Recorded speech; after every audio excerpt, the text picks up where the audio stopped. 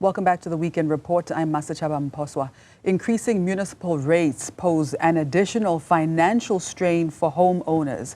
Some municipalities are updating the valuations of properties and planning to implement these increases at the start of the municipal financial year on the 1st of July, adding to the already heavy burden of financial responsibilities for average South Africans. And for more on this, we are joined by Outer CEO Wayne Duvenage, who will be joining us in a second, and Director at Hlaziya Solutions as well. Good morning, Paul, and thank you so much for your time.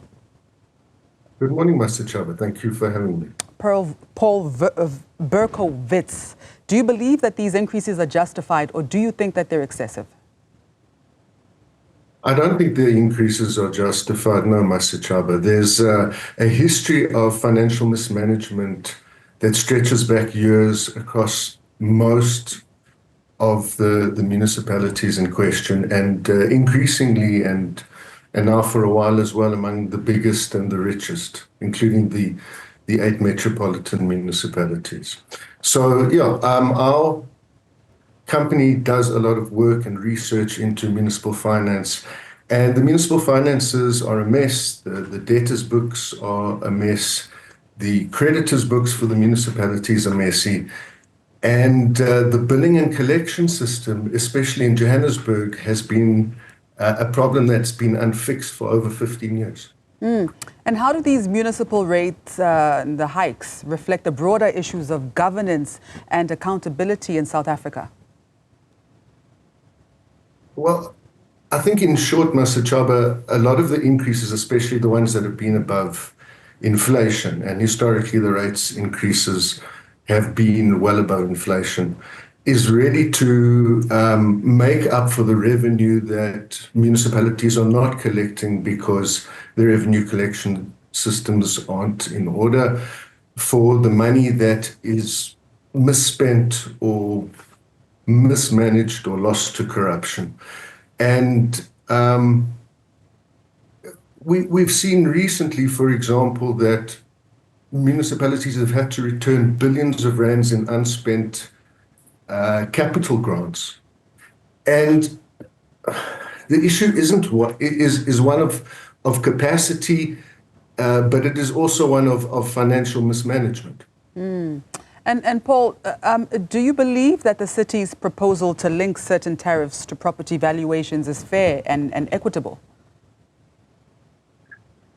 The system of rates and taxes at local government level, Master Chaba, has always been one of redistribution. There's always been an understanding, particularly from the beginning with water tariffs, that there's a cross-subsidization of richer consumers paying more to subsidize the use of poorer households and indigent households. And that, in practice, is not the problem. That structure is not the problem.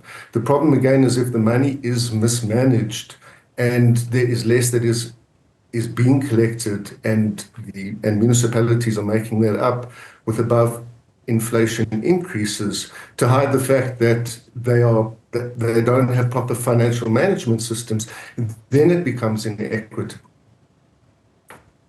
All right, Paul, I'm not sure if we're losing you, but how do rising municipal rates affect vulnerable groups such as pensioners and low-income households or people with disabilities? Historically, Master Chaba, the structure of municipal tariffs was meant to protect indigent and poorer households. There's a provision of free basic water and free basic electricity. But in practice, because most municipalities use a means test for indigents, which is a whole other ethical issue in itself, not as many poor households will qualify for free basic services and rebates. So when the prices go up, they tend to go up indiscriminately. And are there any... And then when you speak... No, I was about to say, are there any potential policy or regulatory changes that you believe could better support property owners and economic growth?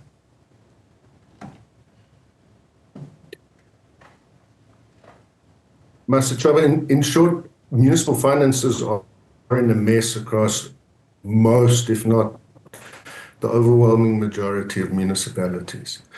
And there has been talk for a while of a new